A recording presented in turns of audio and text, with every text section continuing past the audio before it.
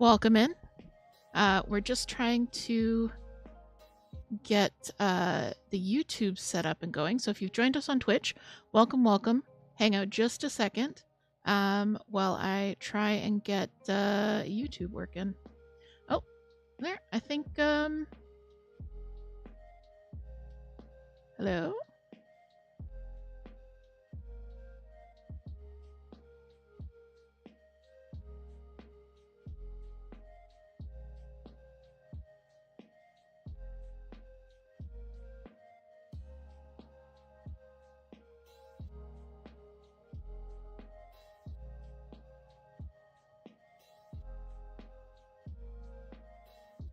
Hello, hello. Testing, testing. Kasha, welcome, welcome. Can you, on YouTube, can you hear me or see me?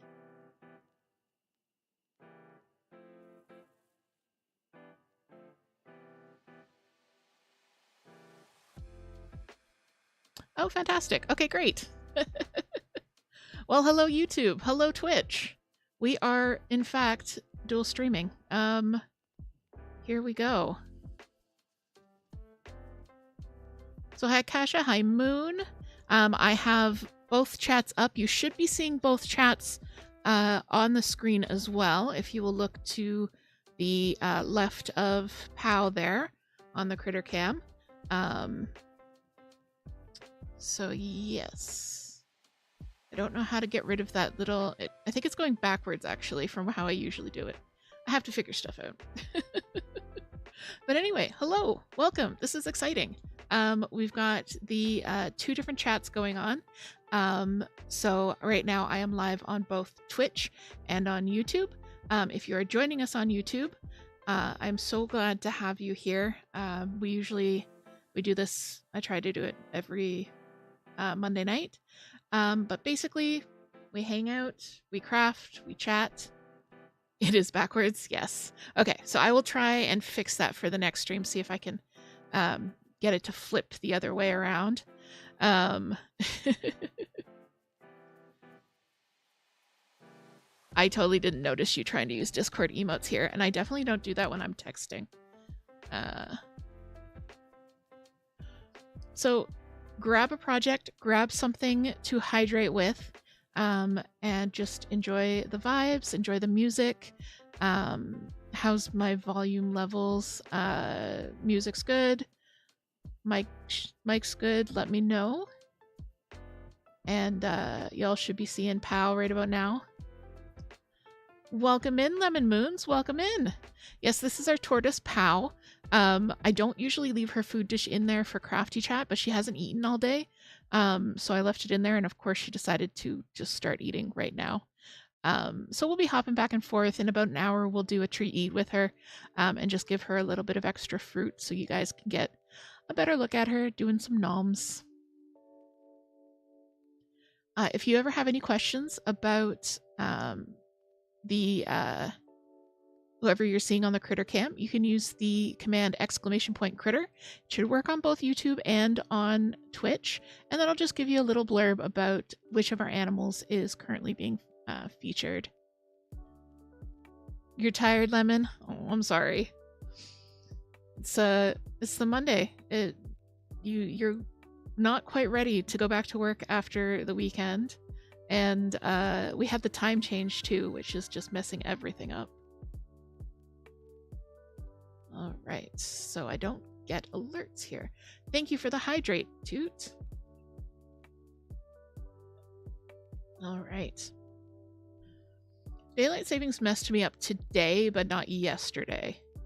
Like, usually I wake up around 6:30, and I woke up around 6:30 yesterday. I woke up at 8 today, which is very unlike me.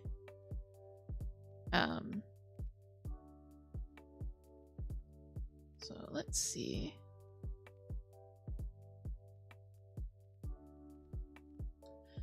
So I've got a little friend here today. Mr. Rogers came to hang out. He is a fan of the hand knit cardigans, so he's going to keep us company today.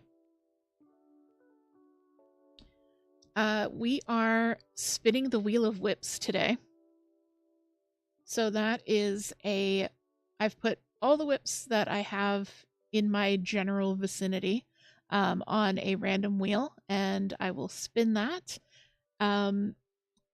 So on Twitch, you can use your channel points to redeem a spin. On YouTube, we don't have anything that's really the same, unfortunately. So if you're watching on YouTube and it's been about 15 minutes, just yell at me to spin, and we'll figure out a system for next time.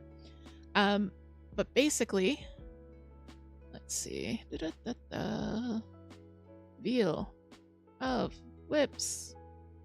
So this is my wheel right now. I've got 4 whips on it.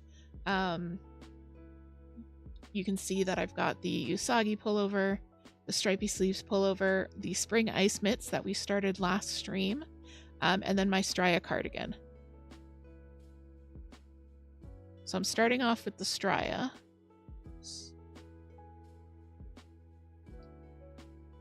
And I've lost my mouse, my cursor.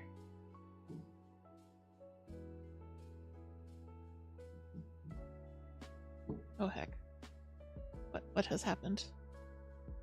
Oops. I didn't mean to spin. Okay, I guess we're spinning. Heck. But it came up Strya, which is what I was working on anyways.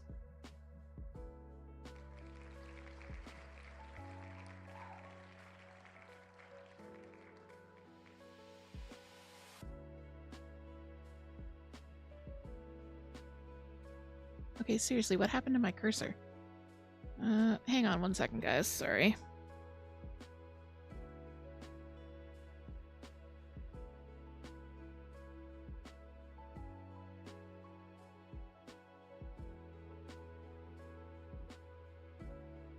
We're having technical issues, of course, and I can't read the chat right now, so I hope Toot is keeping you all entertained while I try and figure out what's going on with my computer.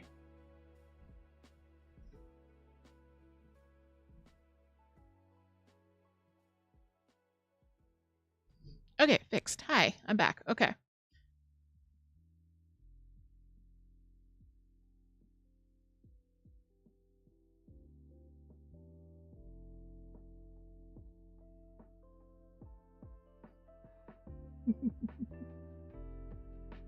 Spin, spin, spin. Poor Gigi is so dizzy now. Yep.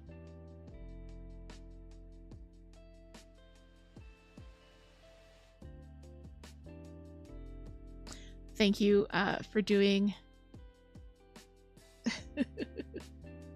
Thank you for doing the acronym of the day on both channels there. As you can see, we do have a bot in both streams. So our acronym of the day is, because this is our first stream on YouTube, it's YT, which could stand for Yikes Toot, or Yoo-hoo Toot, or Yellow Tortoise. That's definitely an option. The acronym game is something we do here. Even if you're familiar with Moon streams, we do it over there a lot as well, where we just come up with an acronym with alternate definitions for commonly used acronyms, basically. First intentional stream.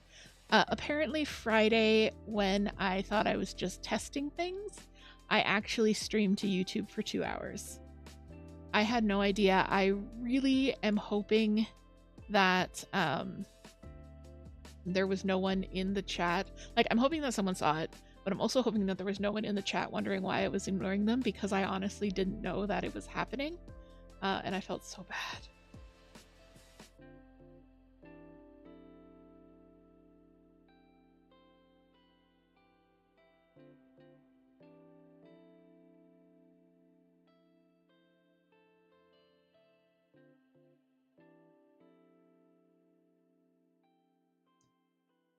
It's okay. You live, you learn. I'm still trying to figure this stuff out. I was basically, there exists a tool for dual streaming, which is what I'm using now. It's a service called Restream. I was trying to avoid using it for some reason, and just was trying to rig something up, and the something up I was trying to rig was just janky as heck.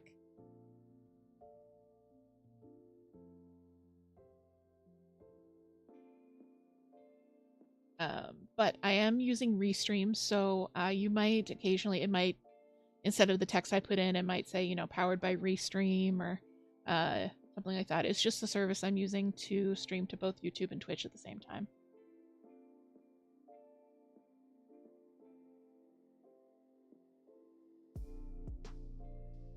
Yeah, exactly. You live, you learn. I've had such a fantastic response on YouTube lately that I really wanted to reach out to a community of people who probably aren't super familiar with Twitch as a service, because Twitch really does bill itself as a gaming platform. Although we know that there is a huge makers and creators component to Twitch. Someone who isn't in the gaming sphere at all might not even think to give Twitch a try. So I am hoping to find another home here on YouTube, and so far so good. If you haven't had a chance to check out the rest of the channel, it is youtube.com/@thecozydh. The link tree keeps popping up with the bot. But I am posting a bi-weekly crafting podcast, as well as a occasionally there, BossBot just popped it up. Thank you Toot. Bi-weekly podcast, as well as some other assorted videos, mostly crafting. There's going to be a little bit of gaming content as well, because it's just going to be a lot of what I do, and that's what I do.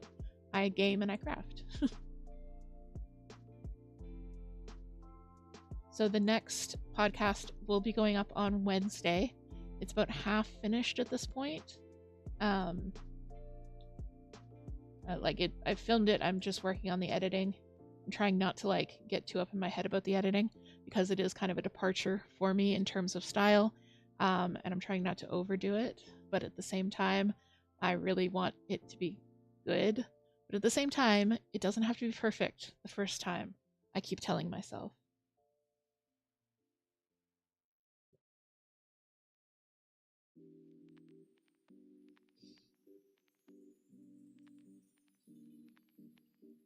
I had someone comment to me today that, because in the first podcast I said that I'd been putting off doing it because if it isn't right the first time I'll cry, and they said to me that that was super relatable. So follow for more super relatable content, I guess. But anyways, but yes, it is Monday, my dudes.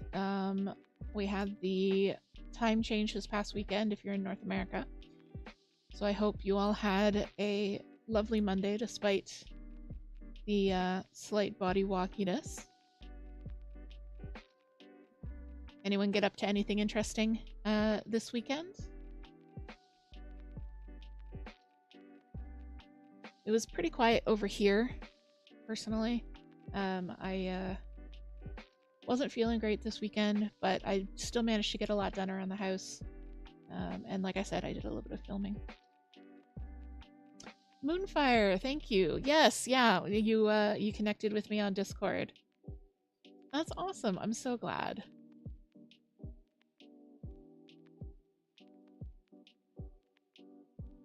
Well, welcome in, Moonfire. I'm so glad you could join us. We are crafting, lo-fiing, hydrating. I'm spinning the wheel of whips.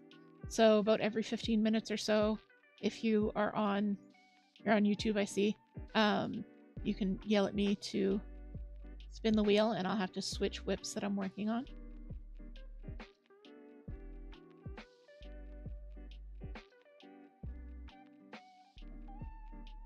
Moonface says, hello, fellow moon. All right, you guys can see each other's chats. That's cool. I'm glad. I'm like bridging the gap, bringing communities together. Hi, Jooms. Hi, Jooms. Imagine that in all caps.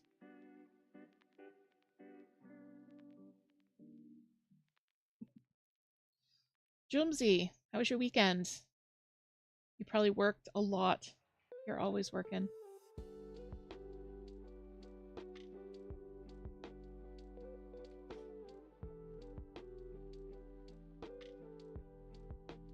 And you saw a friend. That's awesome.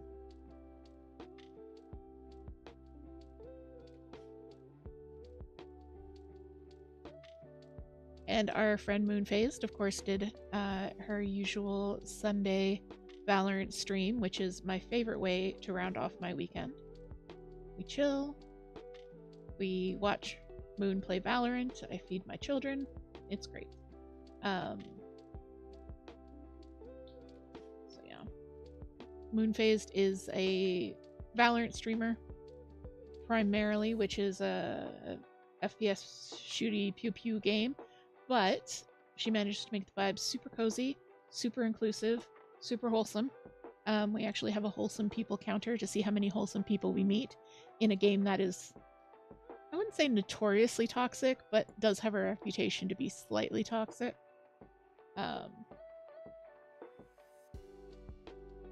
Thank you, Toot, pulling double duty.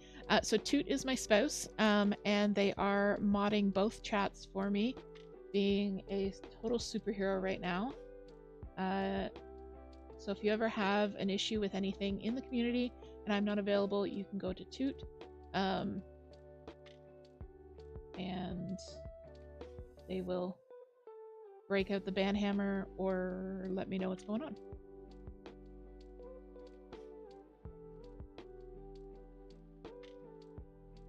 So right now I'm working on my Strya cardigan, which is a pattern by Andrea Mowry, very well-known designer. It's a pretty cool cardigan. It's done in this half fisherman's rib brioche stitch, which makes it just look super squishy and cozy. I'm kind of doing it in reverse. The original is like a neutral background with stripes of color regularly throughout. As you can see, I'm doing it with blocks of color with stripes of a neutral. But yeah, this is the texture of the cardigan. It's this wonderfully squishy, airy. It looks like rib, but it's got so much more give and volume. It's just, it's lovely. And the yarn I'm using is super soft. It's Hobby Amigo, which is a DK weight acrylic. And actually I'm doing this project to kind of use up my stash of Hobby Amigo because I've used it for so many projects that I have a bunch of I have tons of colors, but you know, half of a ball here, half of a ball there. So just trying to use it up in one project, and this seemed like the perfect one to do because there's going to be, I've got I think 14 colors, and it's going to be it is going to be a rainbow because I'm me and I have to arrange things in a rainbow, but just because of some of the shades and the how much I have left of each yarn, I'm trying to use up as much of each yarn as possible, so you can see that the stripes are going to be varying thicknesses, and just the way that does it's less of a rainbow vibe and more of a vintage Polaroid Kodak type vibe. I'm really excited to see how it's going to work out. You want to rub your face on it? It's definitely face rub worthy. It's lovely. I put it down for a while for some reason. I don't know why. And I decided to pick it back up again because it's just so nice. I did have to do a bunch of recalculating because the pattern is originally written for fingering weight yarn, which is considerably lighter than the DK that I'm using. So I did my math to figure out my usual gauge stuff,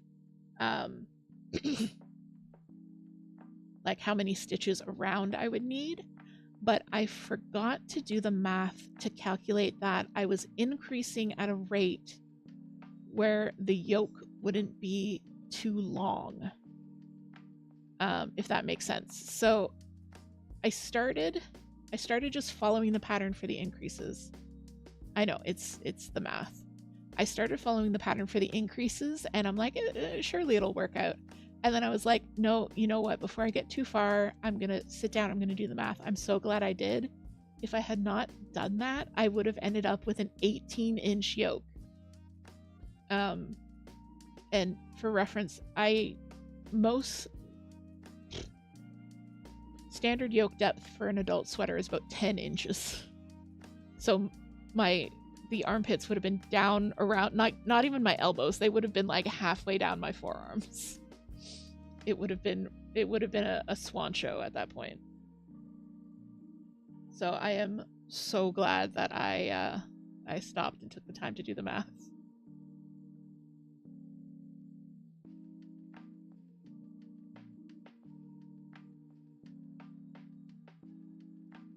But yeah, the math. There is so much math involved in knitting. A lot of algebra. It's all algebra problems. Because most of it is, if you have this value, and this value, what is the value of X? Yeah, it's all algebra.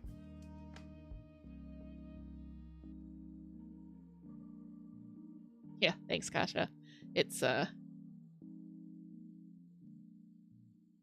think if math problems in high school were not only craft-based, but like practicality-based, they would have been a lot easier to do. Like, I don't know if it's something about being able to visualize the problem, but I don't find knitting math as difficult to do as other math. Thank you for the hydrate too. I hope you guys are all hydrating with me.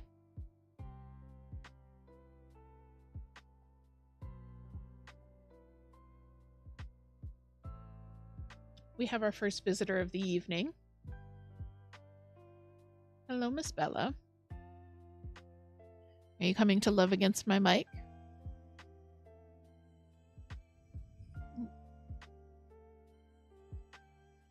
I love that you can just see her little paw on camera. Oh, no paw.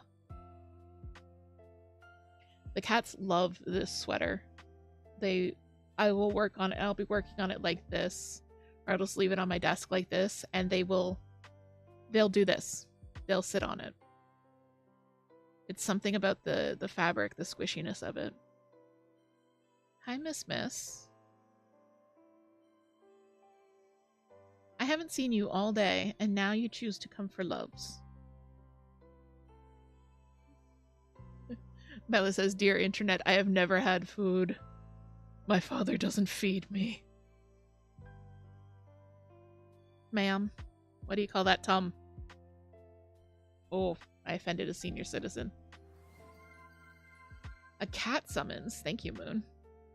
So Moon has redeemed for a cat summons. Bella, I need to take this away so I can get you some treats. Which means we are feeding the poor Bella.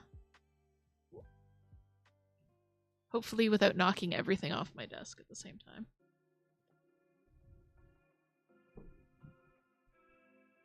Hi, Bells. You want a treat?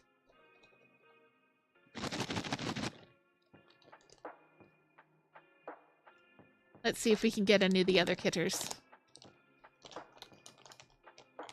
Bella, are you gonna, can we do the camera thing? That's a little bit mean for Bella because she's missing 3 of her 4 front teeth.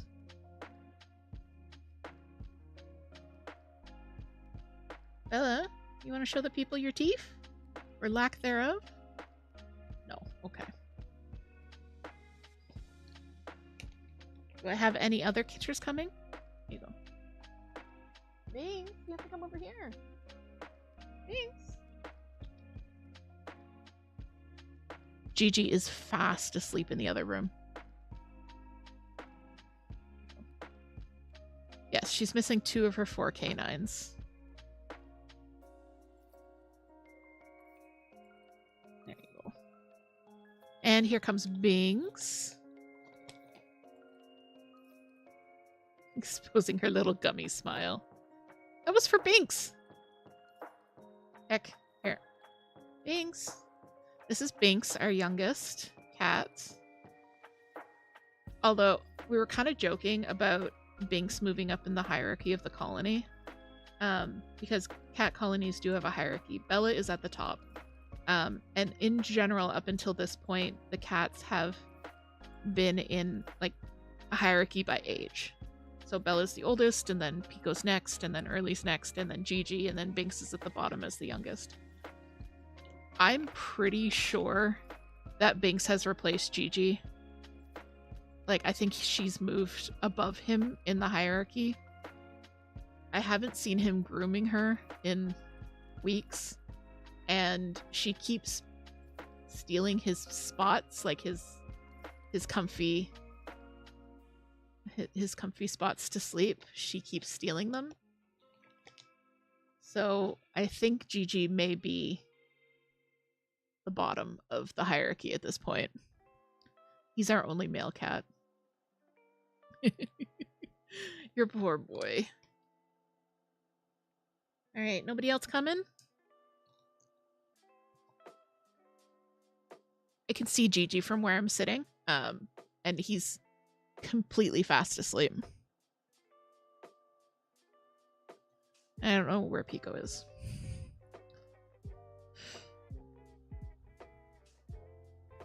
You'll get to see Binks and Early in this week's podcast. Binks was helping me get started, and Early was keeping me company the whole time. She's pacing back and forth in front of the camera the entire time, and her little tail just goes shoo, shoo. It's really cute.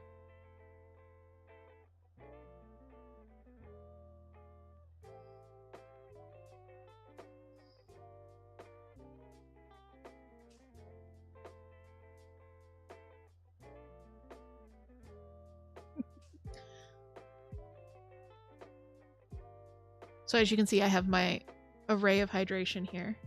As always, this is my Diabepsis, emotional support Diabepsis. We got the new spiced cola, except it's like the Coke Zero spiced. Anyway, it's good. It tastes like spiced rum. I like it. So I got one of those, and then I have Gatorade Cherry Frost. Cherry Frost, which is my favorite flavor of Gatorade.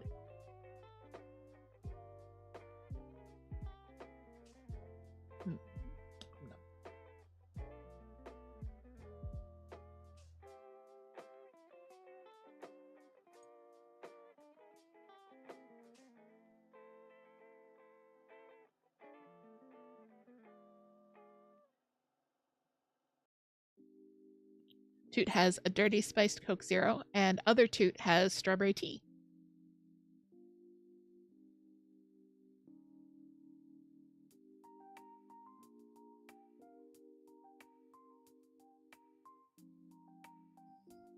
I also have to say, on my view of the chat, I can see your user icons, which aren't showing up on the screen.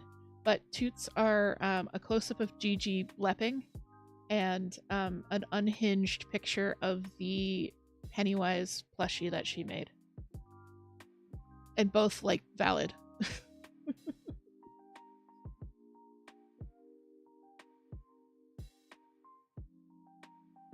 Well, there's Twitch Toot and then there's YouToot. Get it? Like Toot, but for YouTube. YouToot.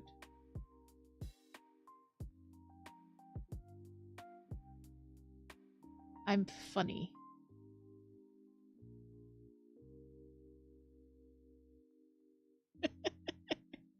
Oh no. Toot's out of here. Hi, Binks. That was a big ol' yawn.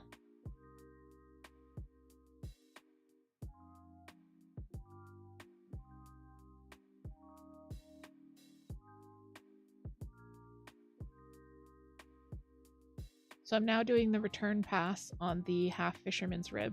So basically on the wrong side of the work, I just knit every stitch.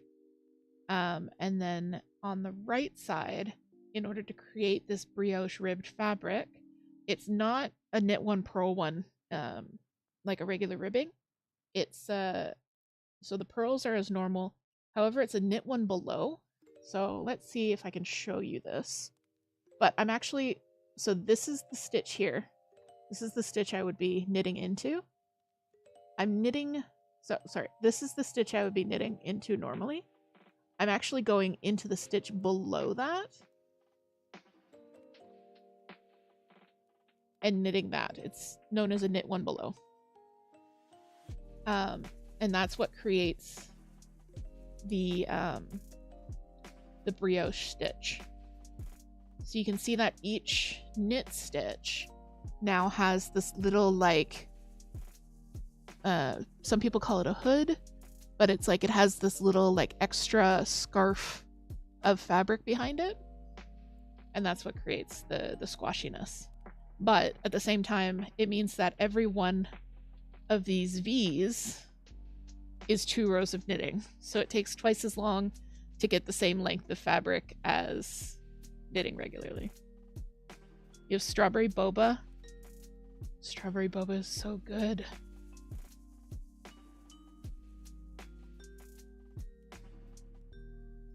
Yeah, boba and smoothies with boba in them are often a go-to here when we're not able to bring ourselves to eat a proper meal.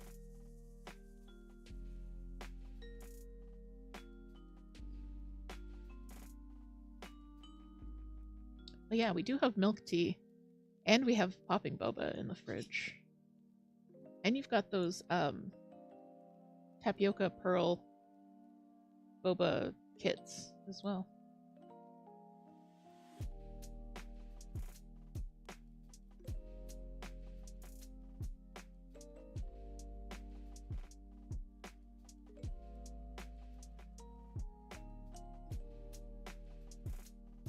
Another part of this design that I really like is this raglan detail. So you can see that there's these 7 these 5 stitches, but they create like this straight panel in between the increase rows. I just really like that extra detail. It's a little bit of extra structure. It's 7 p.m. and you're old. Do you want me up until 1 a.m.? Like you're not up until 1 a.m. watching TikToks anyways.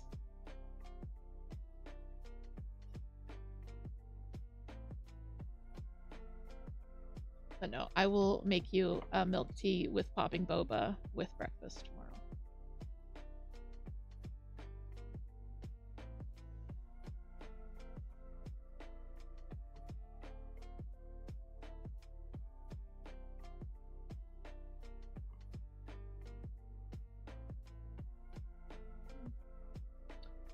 So yes, on Wednesday's Crafty stream, the Wednesday night Crafty Chat, which should have been Monday night Crafty Chat, you guys helped me pick out a new pattern and to cast some aspersions on my character that I wouldn't have them finished by today's stream,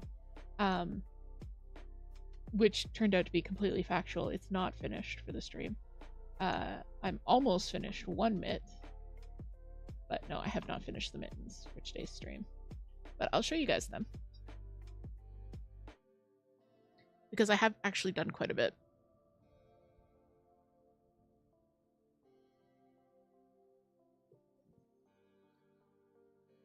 So these are the mittens that we started together.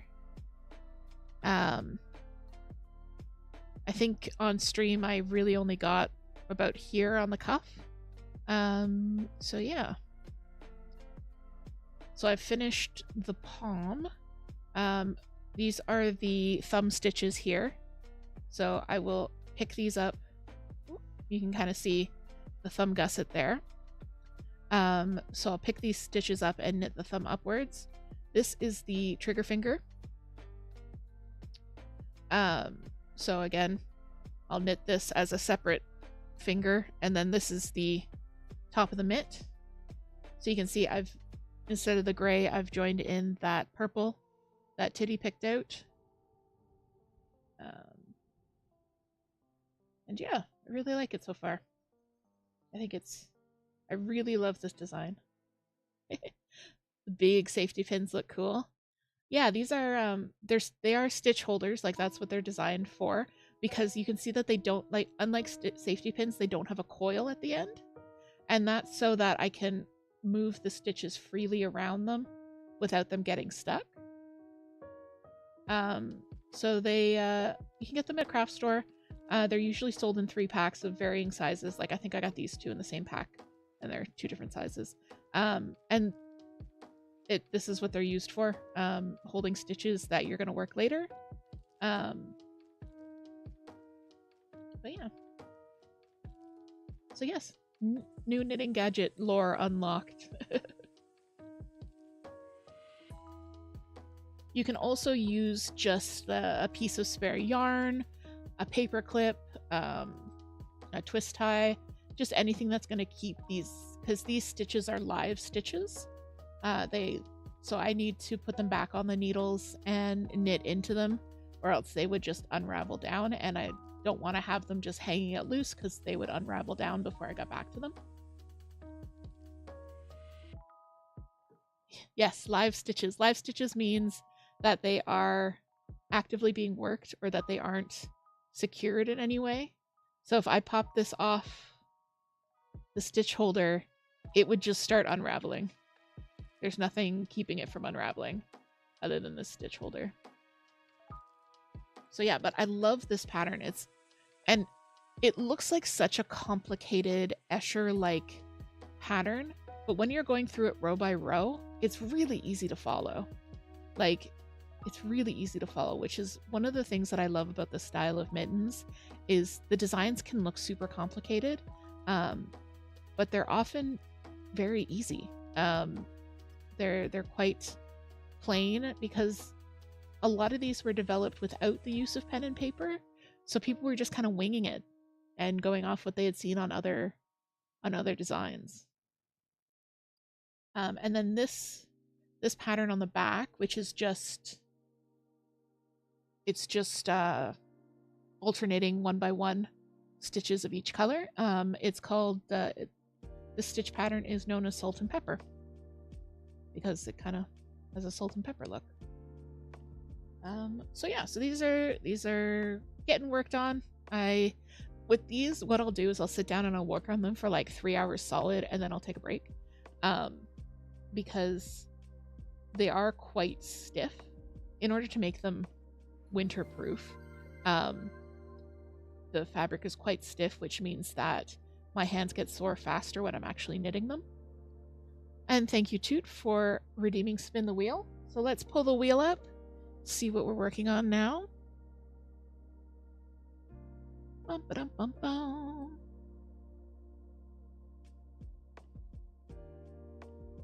All right, spin, Gigi, spin.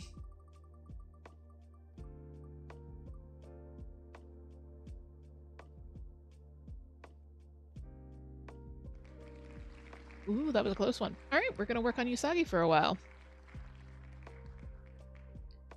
Lovely, lovely, lovely.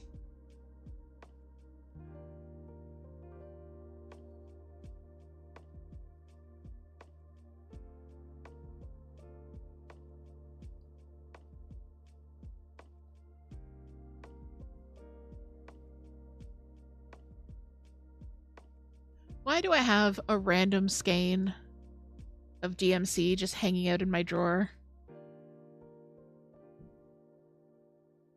Why?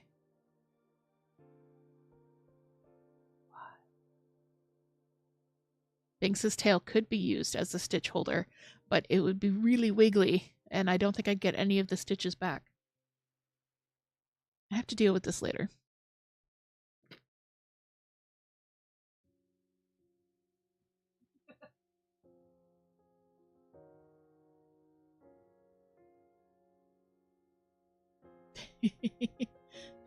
Yeah, I got squirreled.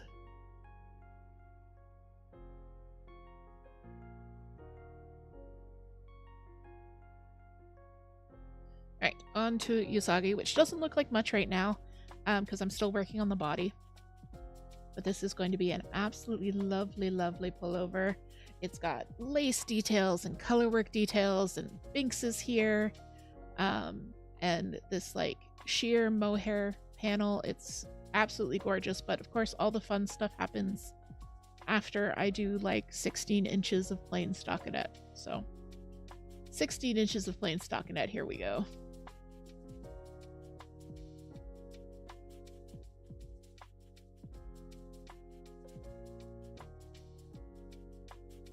This pattern is by Harper B, who is a non-binary pattern designer, Canadian, I think based in Toronto actually. I could be wrong. It could be Ottawa, but I'm pretty sure it's Toronto. Very cool. Has non-binary pattern testers, which was great because I got to see the pattern on a variety of body types before I bought it, and so I could know how it was going to fit the recipient and that kind of stuff. It was a really lovely pattern, really thoroughly written.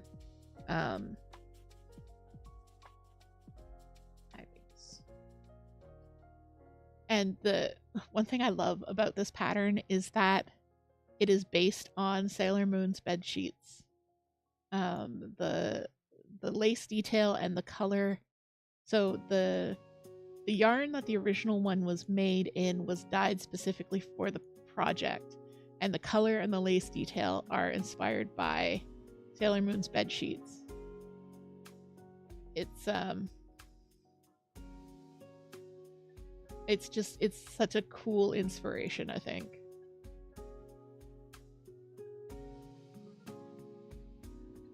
Hence the name Usagi, which is Sailor Moon's name in Japanese.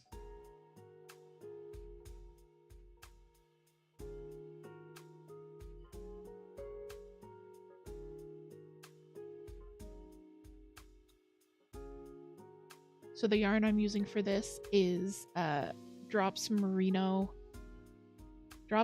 Merino. I knew there was another word I was forgetting. Drops Baby Merino in the color Petrol. It is so soft. It's got this wonderful springy structure to it. 100% wool, which is not something I use a whole lot. So I'm very excited to use it in this project and give it a shot.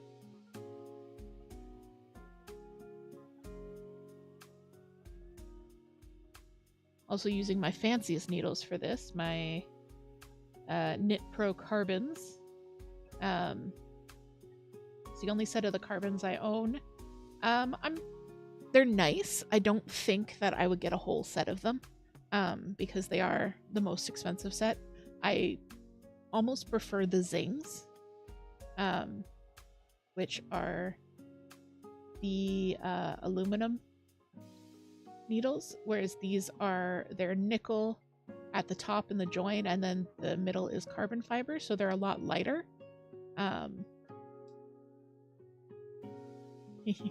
Binks blessed it with a sniff for Auntie Moon. Yeah.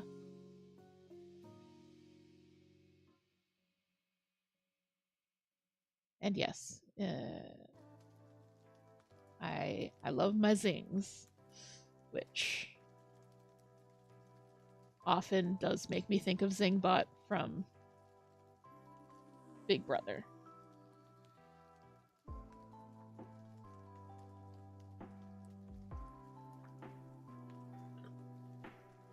Actually, the needles I'm using for the spring ice mittens are Zings. So you can see they're fully aluminum, but they do have the two different colors, which makes them look quite a bit like the carbons in design anyways. But all the carbons are black, whereas every size of Zing is a different color. So these are the 4mm.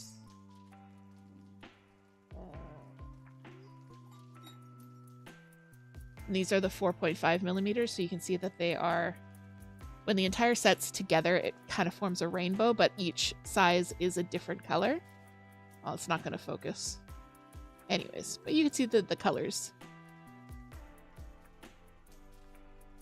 Which is great because it makes it really easy to make sure that you're grabbing the right needle and that you're not accidentally using like 3 of one size and 1 of another.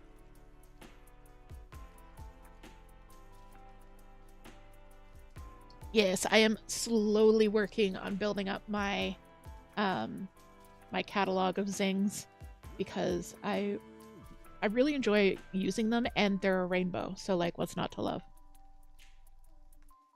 The other project that I've been working on quite a lot, but I didn't put on the Wheel of Whips because it's a cross stitch project and I can't cross stitch at this angle. I would have to like completely reconfigure my camera setup if I was doing cross stitch. So maybe we'll do a full cross stitch stream. If you guys are interested, we can do that maybe next week for Crafty Chat. But this is what I've been working on as well. It is super cute. Thank you for the hydrate too.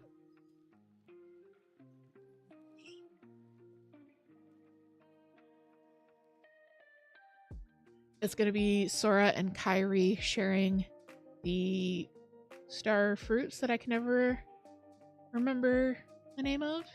Yes, I filled all the sandy color. That like light yellow for the sun. And then I started some of the smaller details. So I've got like, I did their eyes. This entire pattern, it has this blue color is only used for these 3 stitches. So I did those. So I did the eyes and a little bit of their clothes, and I started in on the star shapes. Yeah, 3 stitches. The entire pattern is 12,000 stitches, and this blue was used for 3 of. So this blue, that's all there is of the blue in the entire pattern. That's all there is of this pink in the entire pattern, and that's all there is of this red in the entire pattern. Yeah, it is pretty big. So it's I'll share a link in the Discord to the pattern, but it is going to be quite large, and it's pretty solid. Like it's not full coverage, but within the piece itself there isn't a lot of white space. So it's basically got like the 2 of them sitting here with the sun, and then a landscape around it, and the landscape is what takes up most of the stitches. And it's all in shades of like green and brown and gold. It's really pretty. I really love this design. So yeah, I've been working on this a little bit here and there. It's been fun getting back into cross stitch. I really like it. There's something very satisfying about cross stitch. Makes part of my brain go burr.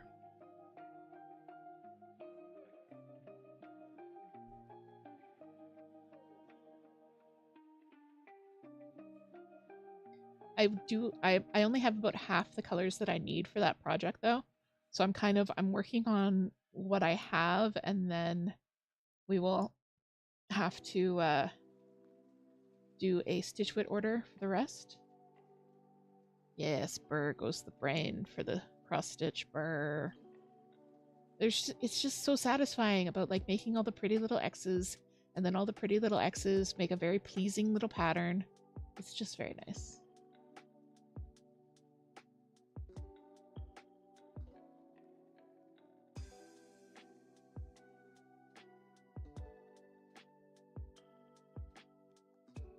You need to do a stitch width order and write to Heather. Yes. Yeah, Heather deserves all of the love and support.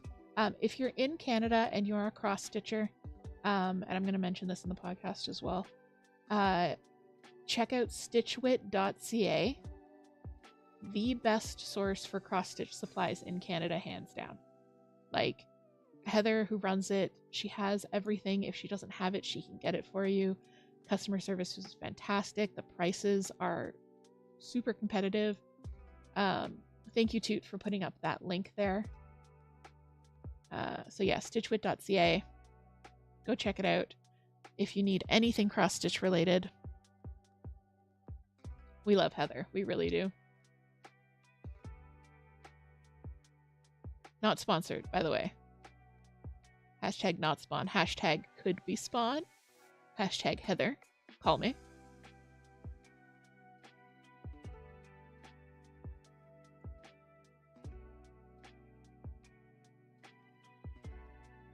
So I need to do a stitch width order for that.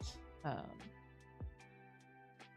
I'll probably work on that until I run out of colors, and then there's another project that I technically started it, but I did like 20 stitches in a line and then didn't touch it again. So I kind of want to go back to that one too. It's a Quaker style Halloween sampler. I don't know, I just really love samplers, and I love like the Quaker style stuff. There's a really nice shaker pattern that's coffee themed that I would love to do.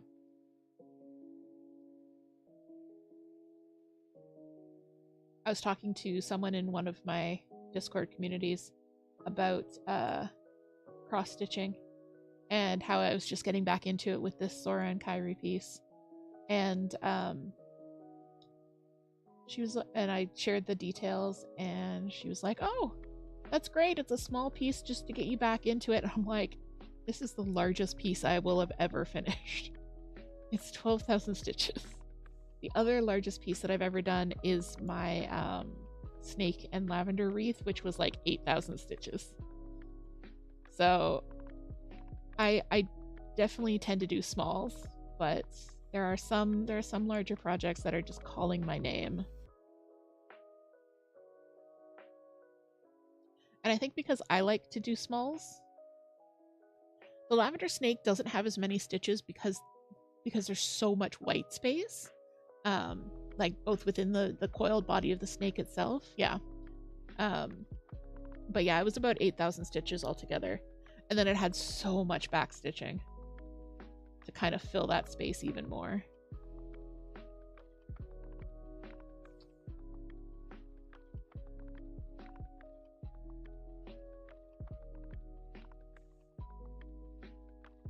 But yeah, I think that's why I like to design smalls, because I like to stitch smalls. And especially for a lot of like pop culture fandom pieces, it's hard to find smalls unless it's something that already exists as pixel art. Like stuff like Stardew Valley and Pokemon and games like that have that already are based in pixel art. It's easier for people to translate that into cross stitch. Whereas things that are more detailed or have larger art pieces, those resulting cross stitch pieces tend to be the same thing. And Toot just threw up a link to the link tree. If you follow that, you can check out our Etsy store, where you will find my cross stitch designs. I have several video game pieces. If you're into FNAF or Valorant or Mail Time, I just blanked on the name of the game that Socks is from. If you like video game themed cross stitch pieces, go and check me out. I've got a few there, and there will be more coming. I am planning on doing all of the Valorant agents as little tiny sprites, as well as a couple other Valorant pieces. I've got much more FNAF coming. I've got all kinds of stuff.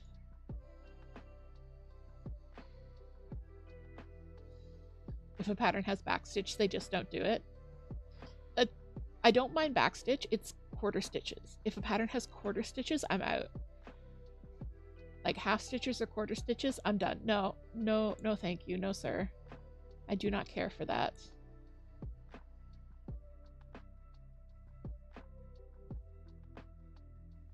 Like, there are some absolutely lovely patterns. I access my local library through Libby, and through that I can subscribe to cross-stitch magazines. So I'm subscribed to a couple of them. I read them once a month. There are some patterns that are cute, but I probably wouldn't stitch most of the time. I think there's only been one or two. The Halloween sampler is actually from one of the magazines, but generally I don't. Generally it's not my vibe, but I still like reading them. But every now and then there's one that, like, it's just gorgeous, and it's got like these watercolor backgrounds and super cute details, and then I go and look and it's like all half and quarter stitches around the edges. I'm just like, no thank you. No, I will not be doing this.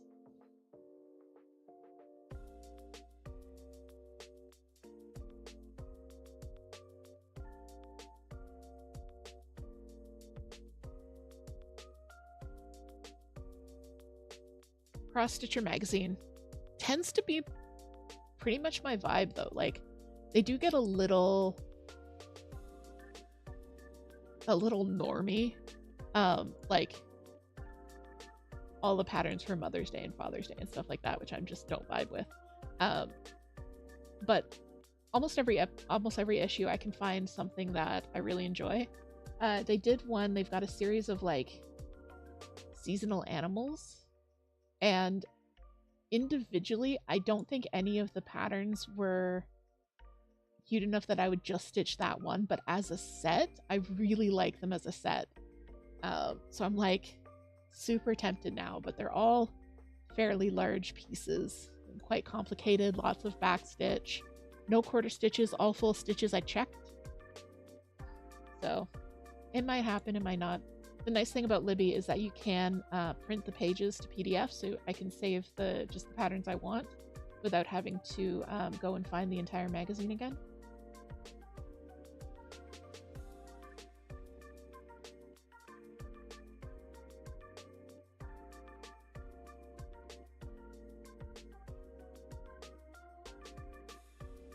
I don't know if you guys can see her, but Binks is settled right here. You can kind of see her peats right here.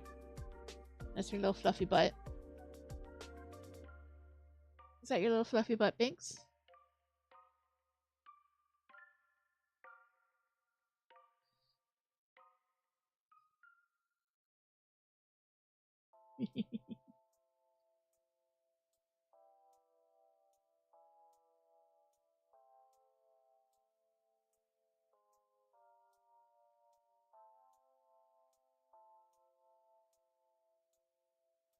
It is a fluffy Binks booty.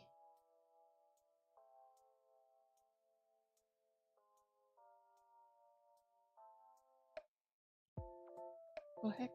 Okay. Ooh.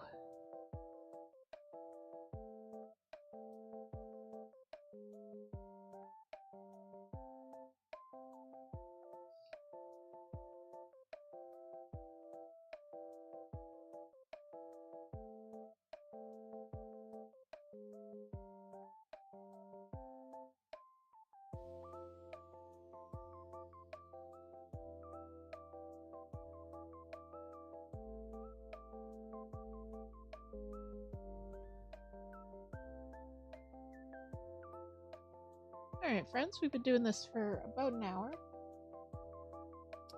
which means it is time for y'all to take a little break with us. So we're gonna do a stretch. If you're sitting down, get up, stretch your back, stretch your legs, stretch your arms, stretch your fingers, stretch up, stretch out, roll your neck, roll your back. And we are going to hop on over to see Pal, and we're gonna do a little treat eat. So some nights we'll do a little bit of a guessing game as to which snack she's gonna eat first. Today we're just gonna do a treat eat for her. She's using her food dish as a hat, which is pretty common for her. But she just has a few grapes to share with her crocodile friend there. So Pau is a red-footed tortoise. Her species is native to South America. She likes a really nice and warm, humid environment. And her species, as well as their relatives, the yellow-footed tortoises, they fruit is a very large part of their diet, which is unusual for tortoise species, especially like a lot of people, when they think of tortoises, they think of Galapagos tortoises or sulcatas, like the big desert tortoises, which don't tend to eat fruit.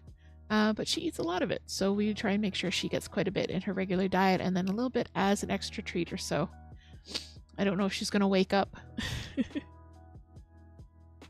Oh, she has a hat now. I see.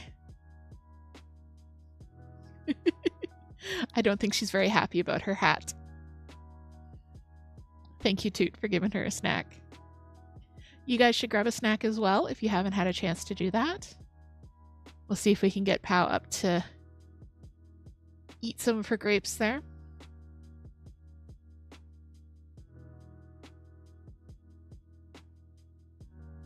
Now Pow is about 10 years old. She is still a juvenile. She's a itty bitty baby girl.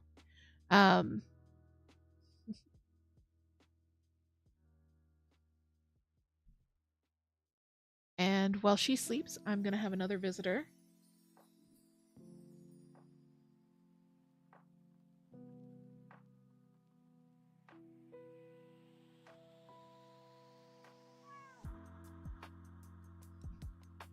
The big sleepy man has come to join us.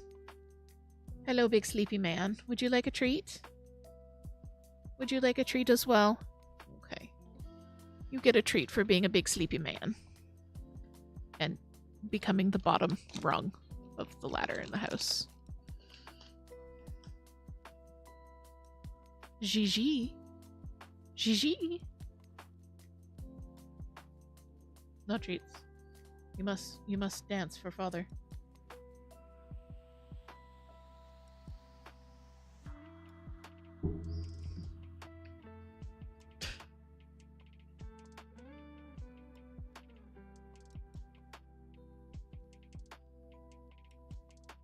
Bings, you want a treat too? Here you go, Gigi. You don't have to come up to the camera again. I'm gonna have stinky, chewed up bits of cat treat. Thanks. Yeah, love the treat. Don't eat the treat, love the treat. Oop. Oh. Not quite fast enough, Binks.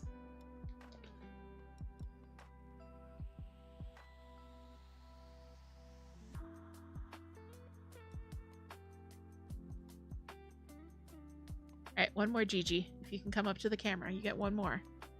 Over here. Over here. There's a good boy.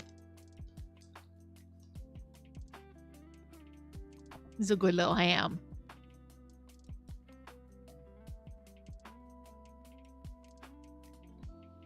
There you go. I know, father's a big ol' sucker. Handsomest bean in the universe. I know, what was that? You were napping, and then your mama was holding you, and then you got treats? What the heck?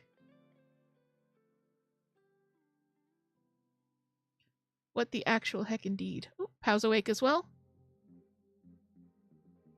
Good morning, Pow. Time for your treat? Your snacky snack?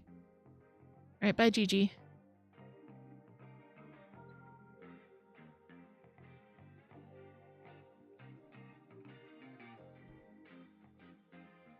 Pow is awake and grumpy about it.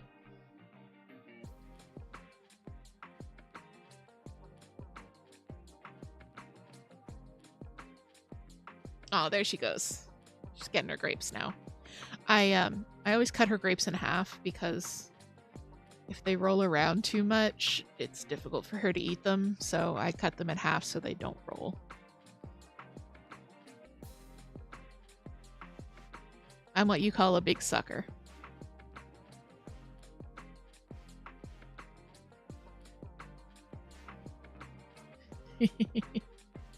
Mother put food on my head, fire her immediately. Alright, Pow, I will fire Mother. And then no one will give you treat eat.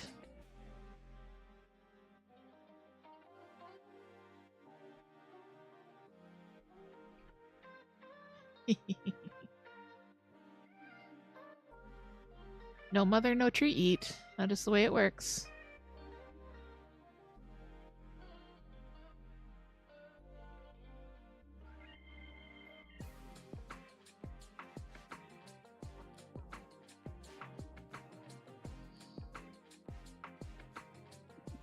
I think I need to give her a bath before the next time she's on stream. She's looking quite muddy. Is your friend stealing your treats? It was fun on Wednesday. I keep thinking we streamed on Friday, but no. It was fun on Wednesday. We put the camera in Jenny's enclosure.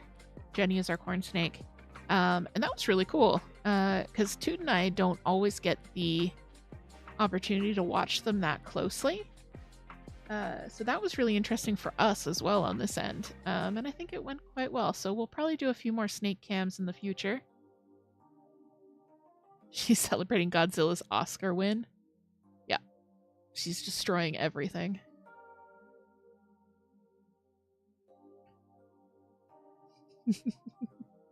Asserting dominance by eating grapes off the crocodile.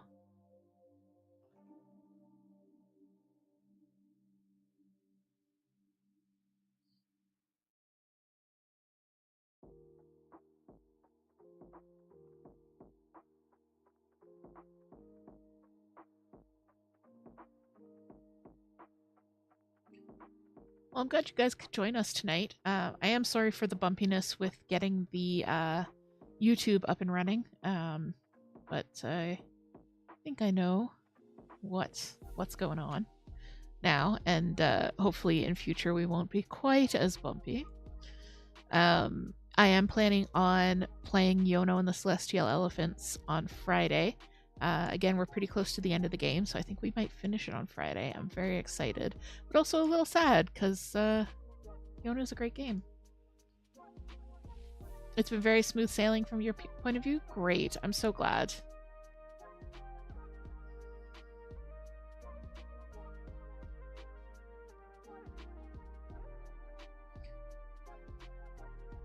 I do watch quite a few YouTube live streams, mostly in the bullet journaling community, like plan with me's and co-working sessions and things like that. I think I might do something like a co-working session when Spirit City releases.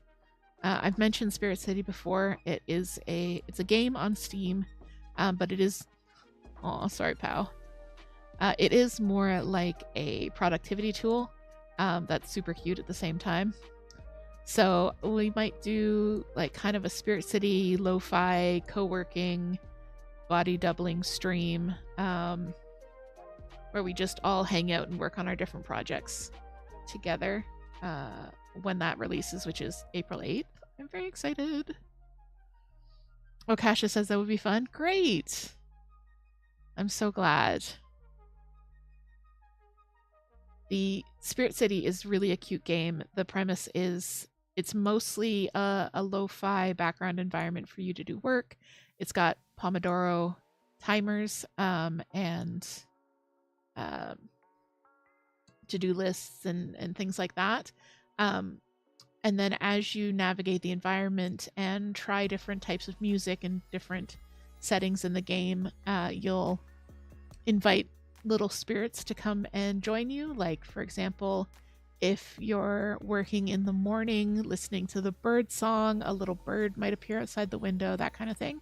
So you're trying to fill out your spirit decks at the same time as you're using it as a way to boost your productivity. It's really, really sweet. So I've been using the demo a lot when I'm trying to get stuff done. I really like the timers and the lo-fi.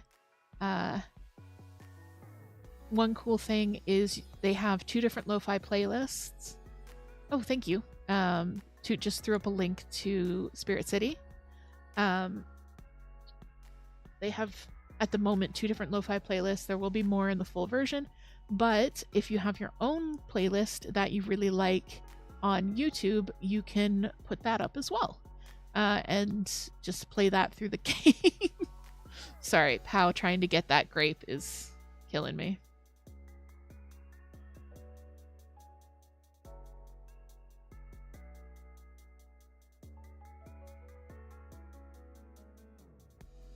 I swear I'm not sponsored by half these things. I just really like sharing with you guys stuff that I enjoy. Oh yeah, Pow got it. Good job.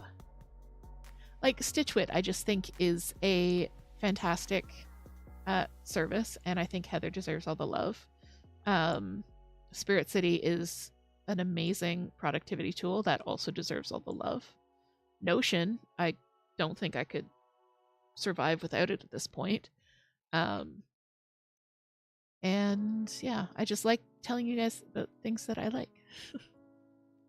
It was actually really nice. We were talking earlier in the server about books and reading recommendations and that kind of thing, and a lot of people popped up with different recommendations, which was really great.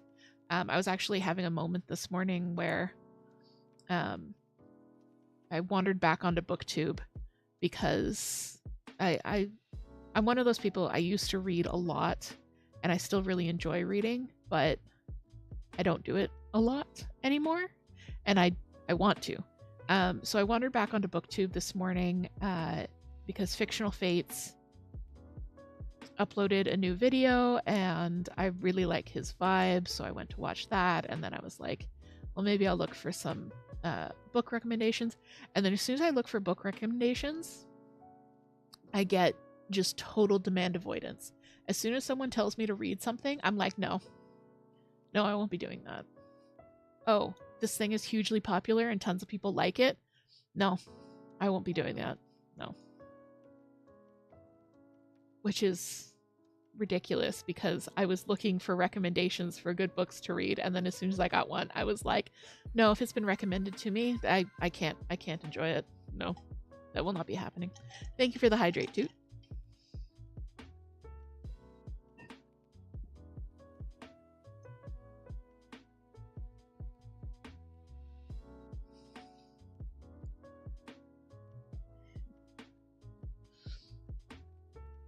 But I also feel like I've missed out on like 2 decades of really good novels because I've been kind of stuck in this headspace where I can only read stuff published before 1993 because after that, I don't know. Weird. My brain is weird about books. So I am trying to expand my horizons. Some really good horror books have been recommended to me. So I actually borrowed some from the library. I like reading digitally. I have a little e-reader that I mostly use for cross-stitch patterns, really. And I also read on my PC because Libby is available both on the tablet and on the PC. And it saves my progress so I can open up the same book in either place. And it's great for knitting. Like, it would be difficult to knit and read a physical book, but knitting and reading a digital book, pretty easy.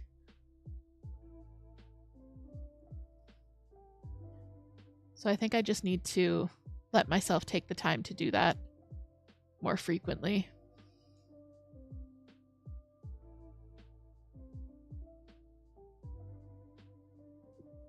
How so cute when she goes for the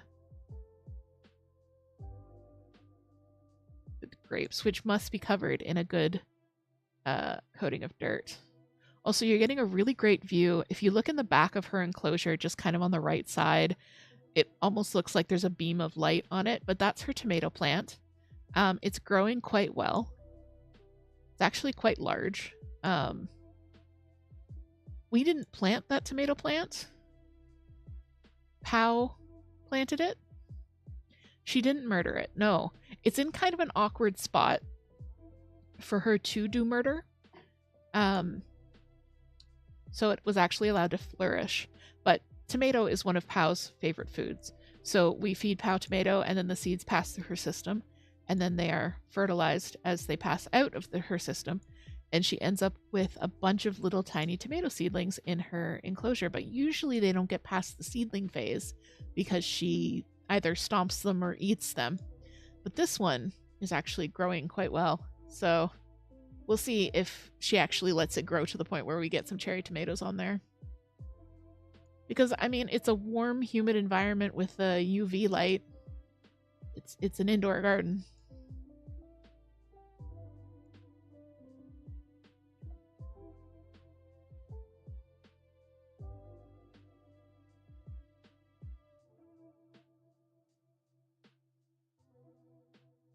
Where she grows chaos. Yep. Chaos and destruction. like I was saying, she's about 10 years old. So she's not full grown yet because her lifespan is 100 to 150 years. And she's about 8 inches long and she weighs 2 to 3 pounds. When she's full grown, she will weigh about 25 pounds and she'll be about a foot long. So she's still got quite a bit of growing to do.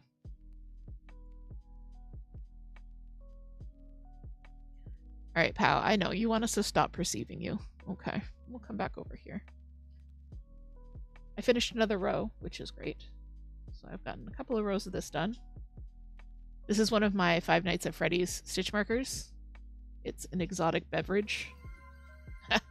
Thank you, Moon. Thank you for the wheel spin. So let's tuck this away and spin that wheel.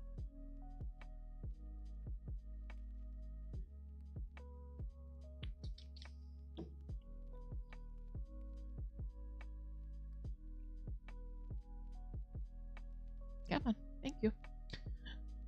Sources. All right, here we go. Another wheel spin.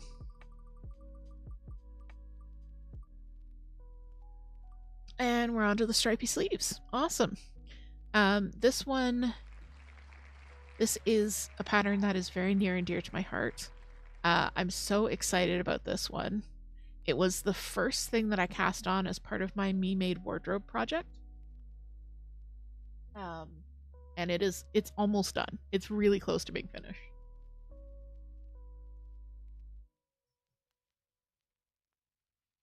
I have tried it on. It's at the point where I can try it on quite easily, which is great because I have actually finished the body. It's actually inside out because I tried it on last night.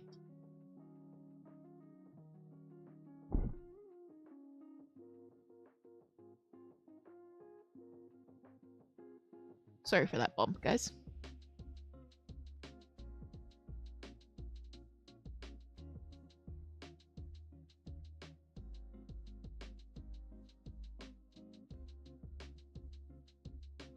Thanks.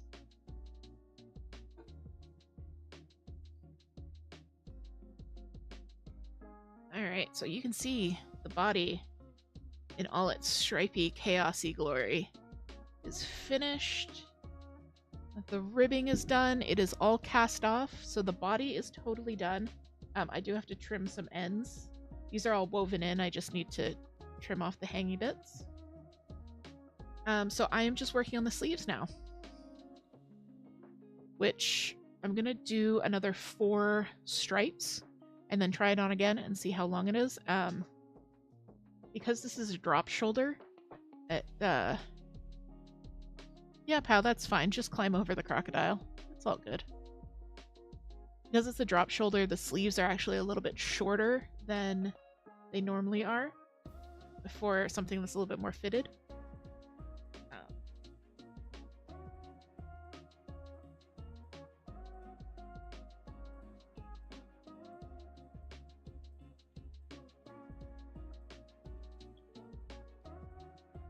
So I've got the sleeves. They are Hobby Amigo held double. Oh good, that stripe, the difference between these 2 stripes, I was worried because it isn't, it's you can see it, but it isn't as striking as the difference between like these 2 stripes. Like it's anyway, I'm not gonna worry about it. I like it. The kind of chaosy nature of it is what I was going for. And I knew that because I was using yarns in similar color families, there was a possibility that I was going to get that kind of overlap. And it's actually showing up on camera. You can see the difference between the 2 stripes pretty well, I think. Just showing you guys again.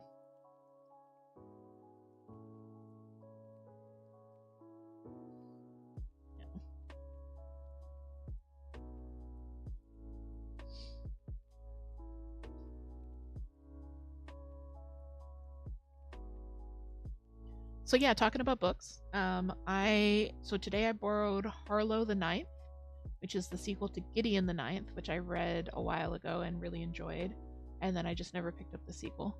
So I got Harlow the Ninth. I borrowed Goblin Mode, which is a book about basically making your environment work for you instead of making you work for your environment. Yes, I did get squirreled and distracted. That is accurate. But the Goblin Mode, I borrowed it and then I realized it was the audiobook, which I don't really do audiobooks because I tend to need more stimulation. But I'm thinking if I do an audiobook while knitting, while also listening to music, I think that I can do that and not wander away.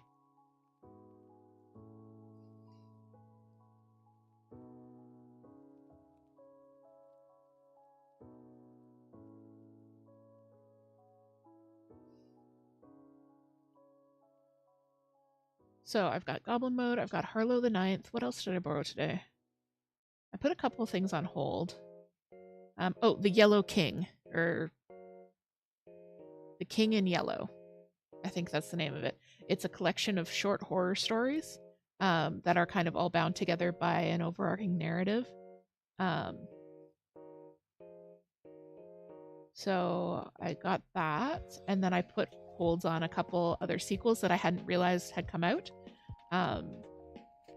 There was one book that I read quite a few years ago now, and it's called One of Us is Lying, and it was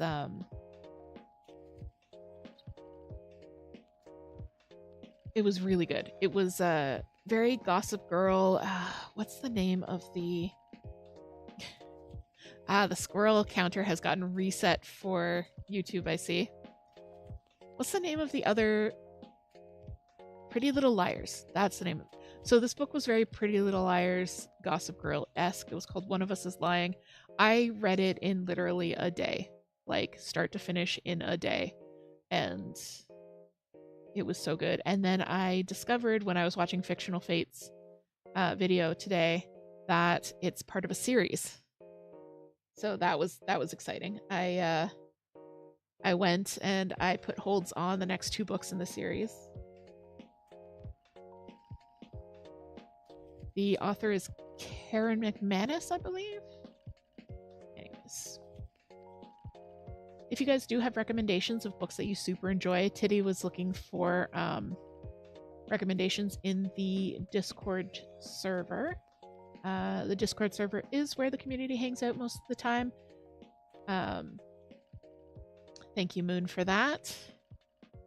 We swap cat pictures. You get the latest announcements and updated schedules. Crafting advice, reading advice, I guess, now. We share gaming info. Occasionally memes. I want to do more memes. I always forget to post memes. Which I find them and then I just send them to Toot. And then I'm like, I should probably send these to the server too. I'm just not used to having a server. I know it's been over a year. Well, no, it hasn't been over a year. It's been almost a year. April 17th, I think. We could have a section for relationship advice just for you, Opie. I know you need it.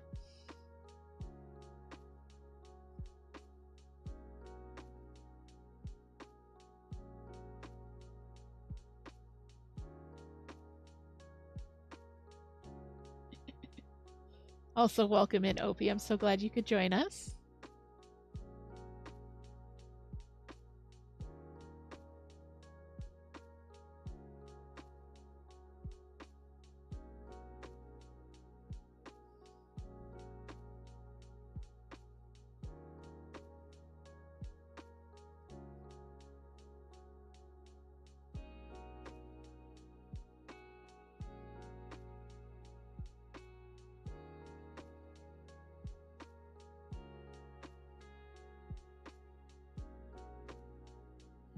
So my stripes are 6 rows each, And then on the last row, I decrease 2 stitches. And that makes it's a slow narrowing of the sleeve. It's not going to get super tight, which I've had problems with in the past, is trying to decrease too rapidly to too small.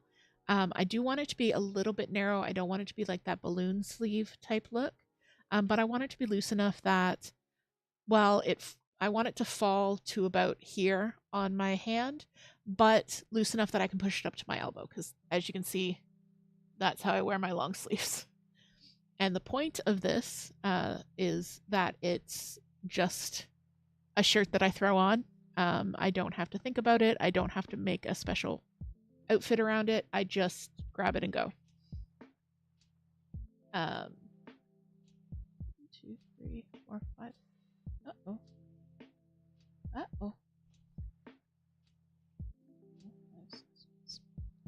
I missed a decrease. That's fine. I'll just get it on the next round. I just want it to be a shirt where I just throw on a pair of jeans. Good to go. With hand-knitted socks, of course. No outfit is complete without hand-knitted socks, which my hands are improving in their steadiness. I'm hoping I'll be able to get back to working on socks soon. I have a pair on the needles for myself that I really want to finish, because I've had the yarn for like over 13 years at least, and it was quite a splurge for me at the time. I had a look. It's an indie dyed yarn, 75% merino, 25% nylon sock yarn. I went and looked. The dyer is currently selling them for $34 Canadian per skein. I think when I picked it up, it was like $16 because I was at a yarn fair.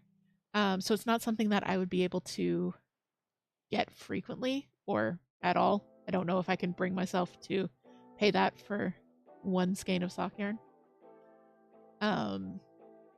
So I want to finish them because they're going to be like luxury socks.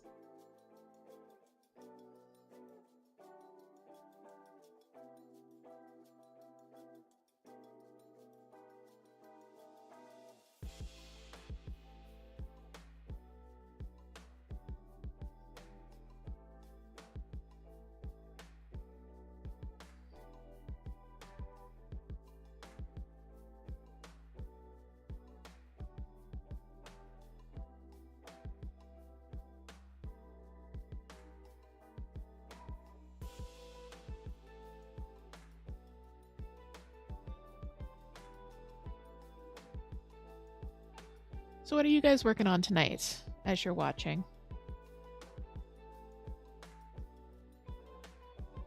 Or if you're not working anything, do you plan to work on a project soon? Is there anything that's got you excited?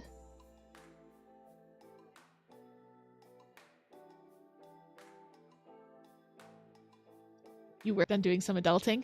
Amazing. Good for you. Adulting can be so intimidating and tough to do, but it is very rewarding when you're able to sit down and actually do it. So I'm glad that you were able to do that, and I'm very proud of you for that. You're gonna do a Stitchfoot order soon? Awesome. Luxury socks. Socks so fancy you wear other socks around them to keep them nice. Pretty much. No, I'm not. If I make something for myself to wear, I'm gonna wear it. I'm not gonna be precious about it. And I tell that to other people as well. If I'm giving you something that's knitted, I'm not giving it to you to go sit in a drawer somewhere and only be used for special occasions. I'm giving it to you to use, to wear, to love. If you destroy it, awesome. If you wear holes in it, fantastic.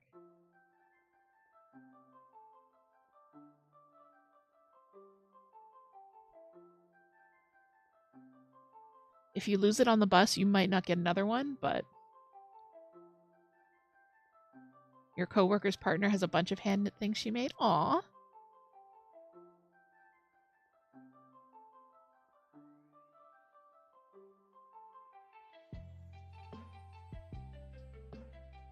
He never wears them because he doesn't want them to get used.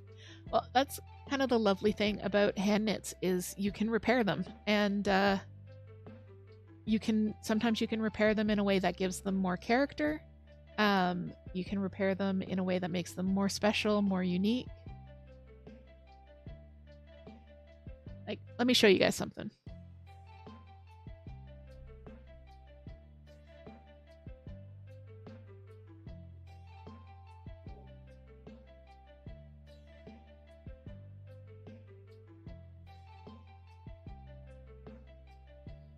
These are my dad's favorite socks. I knit them for him ages ago. You can see that they have been well loved. This is from the first time that he wore through the soles and I patched them for him. He has now given them back to me because, as you can see, the patches are wearing out. The heels are wearing out. The toes are wearing out. I've started repairing them again. A little bit of yarn that I was using to repair. But yeah, these are his favorite socks. And this is what I want. This is what I want the fate of my gifts to become. I want them to be so worn out that they need to be patched and mended. Maybe cut up and turned into something else.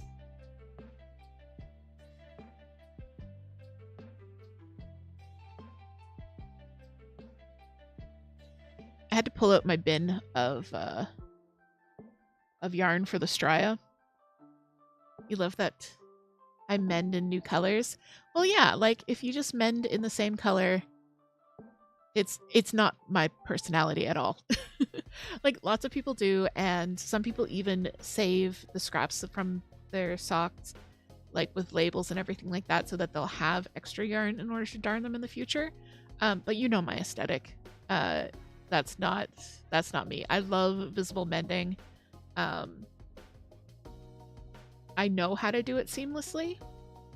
Like if I really tried, I could make a completely invisible join and completely invisible mend. I don't want to. I want them to have character and show off. And also, my dad's favorite color is purple, so I save all my purple yarn scraps and use those for his socks. Chaos is my aesthetic. But yeah, I had to pull out the bin of yarn for my Straya that I was working on in the beginning of the stream.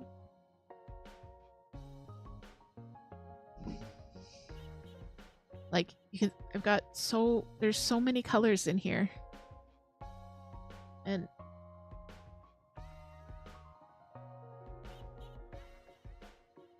I've got a bright ball of orange that just rolled away.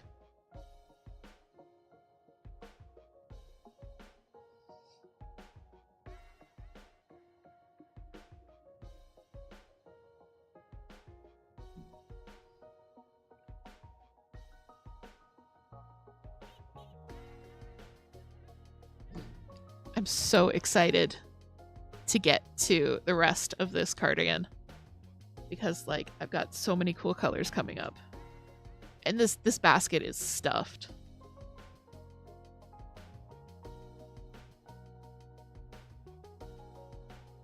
Because it's looking very like, I'll show you guys again. It's looking a little Easter eggy right now with like the pale purple, but I didn't have a dark purple left. I had used up all of the dark purple that I had. So I start with the pale purple into the pinks, but the pink's going to go to a darker pink, which is going to go to red, which is going to go to orange. I know you love these colors. They're all from projects that you've made. Which sounded like shade. I didn't mean that as shade. I just meant that most of my stash is projects either that Toot made or I made for Toot.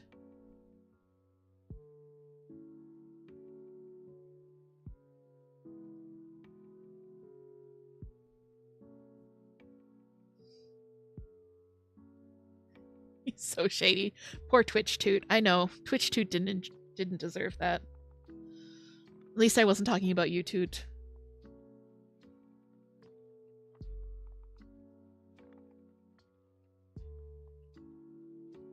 Aw, no, don't run away. I'm sorry.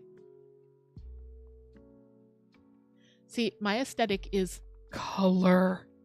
All color. Color. Whereas Toots is pastel, rainbow, and skulls.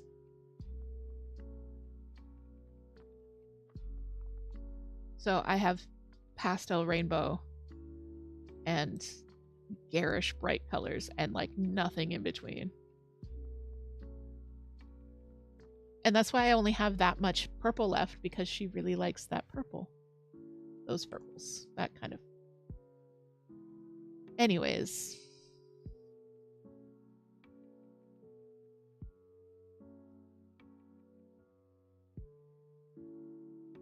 The actually the yarn I'm using right now, this hobby universe, this is also leftover from a project that Toot did.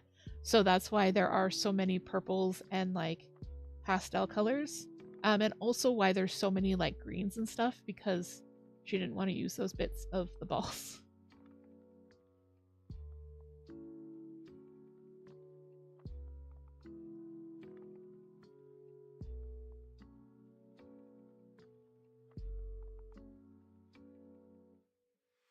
A visitor is approaching the base. Hi, Earls.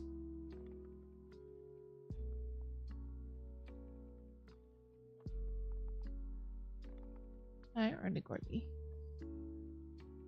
Yeah. There's a good girl. Hello? Do you have eye boogers? Yeah, you do. This is my Early. Early's my knitting buddy. I actually did there's going to be a TikTok coming up this week. Showcasing Early, how Early helps me knit.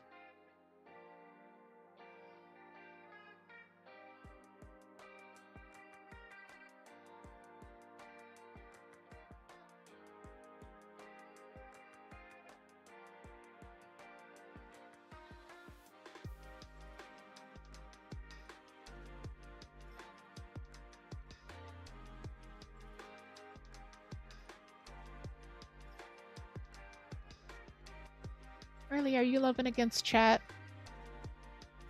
I'm giving chat some love. Yeah. You're a good girl. Here, you want to settle?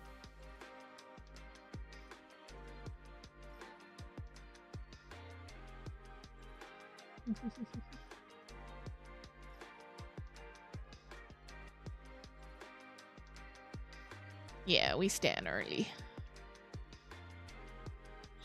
Girl. She's my little love bug.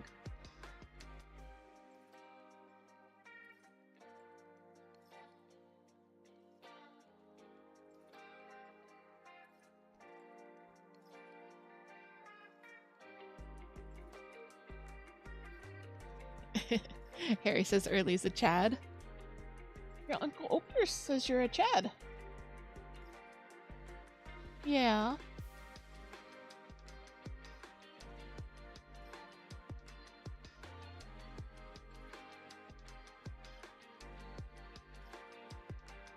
Come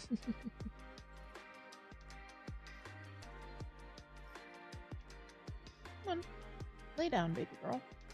You can hang out. I'm gonna keep knitting.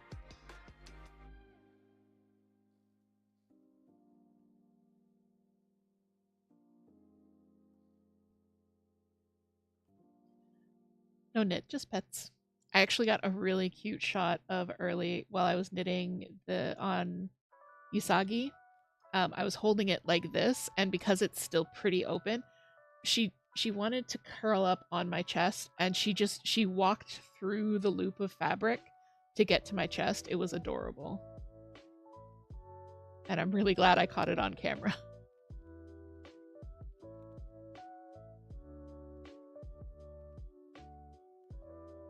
She does do tricks.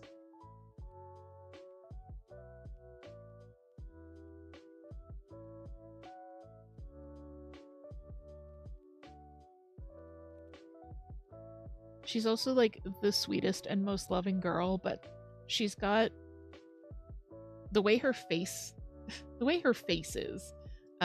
She's got kind of like heavy eyebrows. So most of the time in pictures, she just looks really angry and mean. But she's not. That's just the way her face is.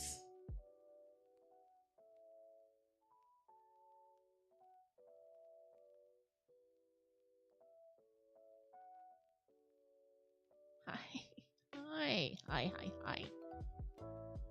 Yeah.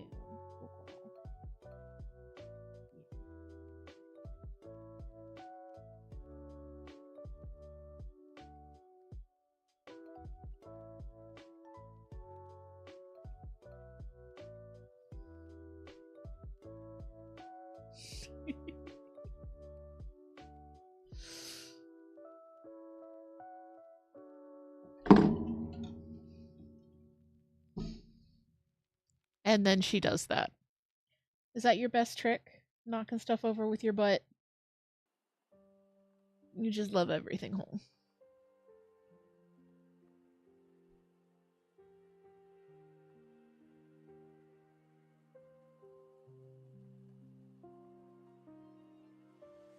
You just love everything. She is a big old love bug.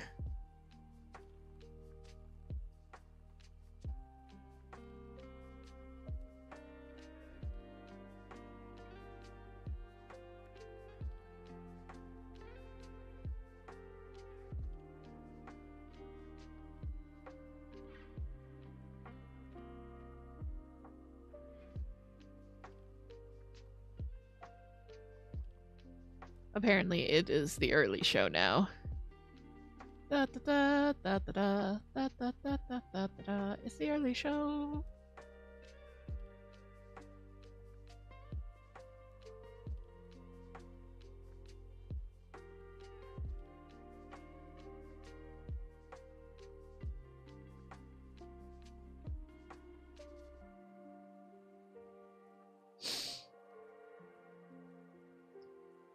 This is all the time for me.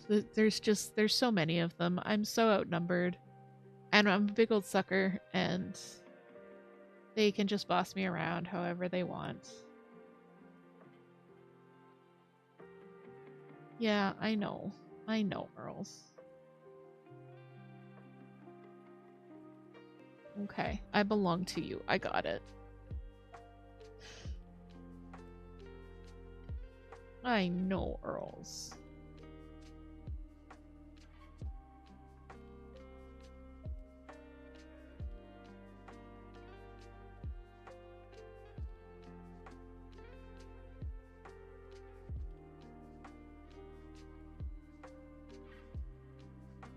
So I hope everyone's Monday went pretty well. I mean, we're all struggling a bit with the time change, but it's the start of a new week. We're gonna hit it hard. It's gonna be good. If does anybody have any big plans for the week? Anything exciting going on? I have therapy tomorrow, so that's exciting. And then in the community, I am going to try and get the second episode of the Cozy Cast out for Wednesday evening. And then Friday evening, we're going to be back again, dual streaming YouTube and Twitch. And we're going to be finishing up Iono. 8 days until I sink back into the shadows. Yep. The Stardew 1.6 update is coming in 8 days, and we will lose Toot forever. So next Monday's Crafty Chat is actually Toot's going away party. So there will be cake, there will be balloons, and I will be taking applications for a new mod.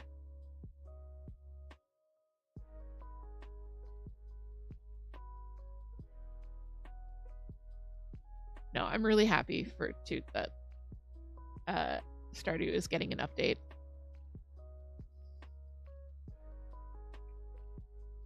I'm gonna be playing it with her a little bit, but I'm not like a big. I have 3 cats on my desk right now. I don't know what's about to happen. I'm not a big like grindy video game person. Unless I'm super fixated on something, like I've been super into Pal World lately. And even then I need breaks. Like I can't play it as much as other people can. And by that I mean Toot just likes to play video games more than I do. I like to play them. I just also like to knit instead. Anyways, so we're gonna play together a little bit, but it's going to be mostly Toot's playthrough. And yeah, I'm really excited to see what the new content is. Gonna get swallowed up by kitties. Well, I was a little bit concerned because Early is here, obviously. And then Bella was coming up this way. And Early and Bella don't get along. So I was kind of expecting there to be a little bit of an explosion, but Bella just left, so.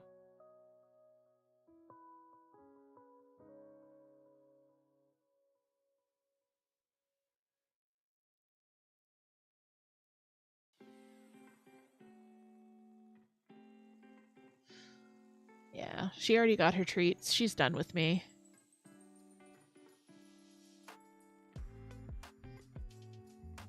Early, is this your sweater now? Okay. We're settling.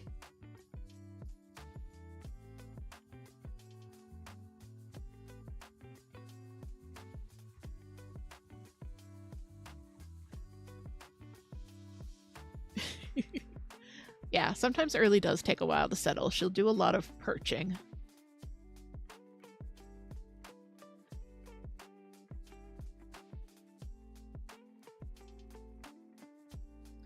But yeah, I've been playing a lot of Pal World. It's a lot of fun. It isn't quite the like cozy vibe of the channel, which is why I haven't been playing it on stream, but I'm really enjoying it. I know a lot of people compare it to Pokemon, but I would say it's more like Minecraft, but instead of automating with villagers and redstone, you're automating with Pokemon. It's definitely more like Minecraft.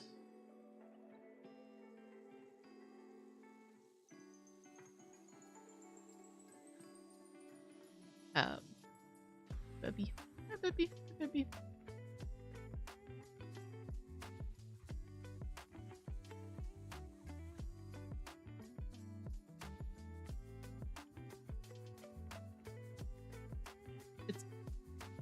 It's the back twitchies, yes. She's so cute.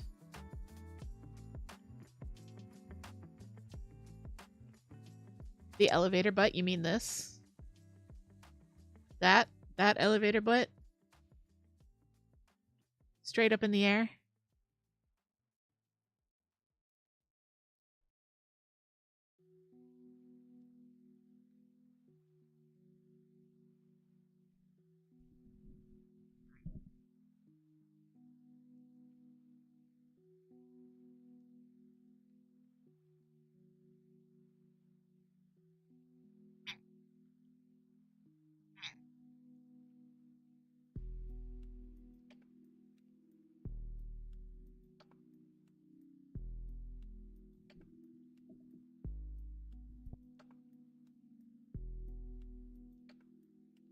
I'm so glad that worked.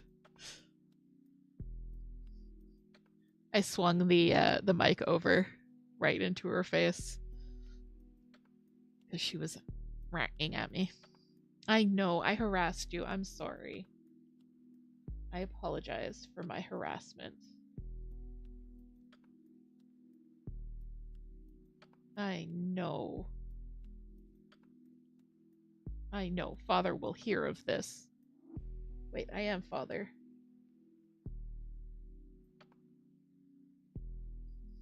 Those weren't unhappy noises. Those were her,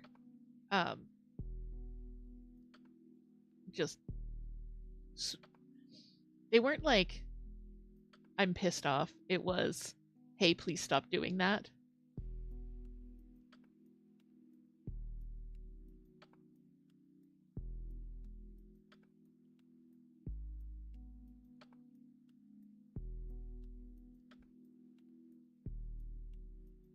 And yeah, that is just what she sounds like in general.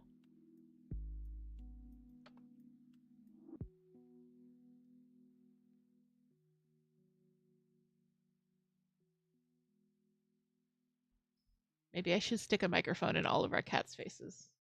And then you guys can guess which cat makes which noise.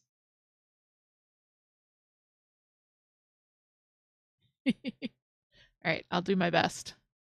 I'll do my best to get little squeaks and squawks from all of them. Maybe I'll get Gigi's snores. That boy snores so loud.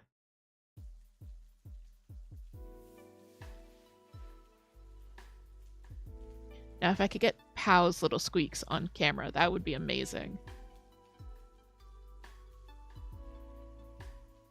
Because Pow does make noises. Like, she makes thumps a lot in her enclosure because she's destructive. But she does actually, like, make vocal noises, little tiny chirps and squeaks, and things like that. But it's it doesn't happen all the time, so it's hard to like catch.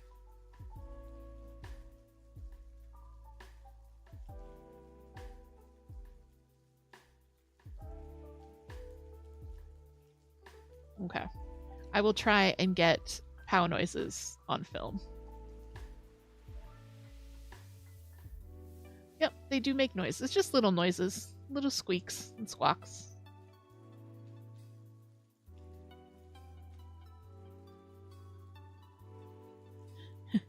Yes, they definitely make noises doing that. Pow species makes noises like that doing that as well.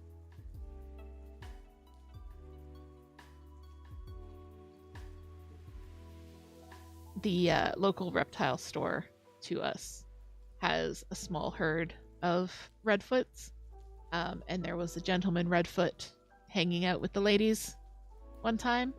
It was hysterical.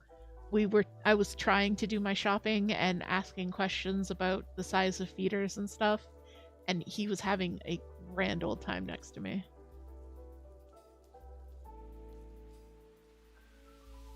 Anyway, wholesome PG-13. That's what you guys are here for.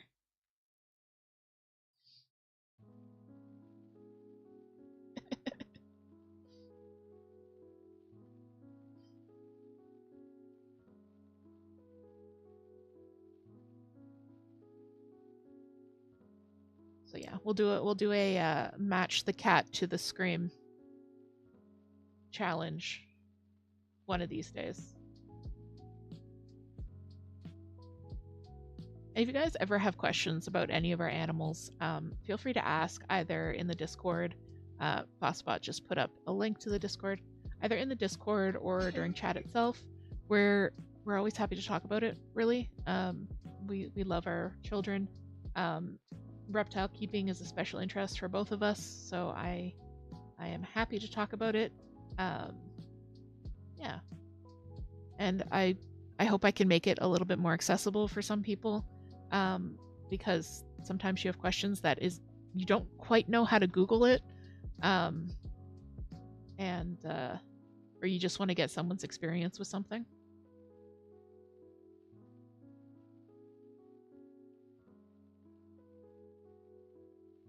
With that said, if you do have any questions about our animals, anything I'm making, if you have questions about a project you're making and you need feedback or advice, the Discord is definitely the place to go. We've got such a great community full of people of all kinds of different experience and skill levels, in a bunch of different crafts. And I think we're going to get wrapped up there. Sorry, early. I will not. Okay, you can put the butt back down. So Toot's going to throw up a bunch of links. If you're a Discord person, come join the Discord.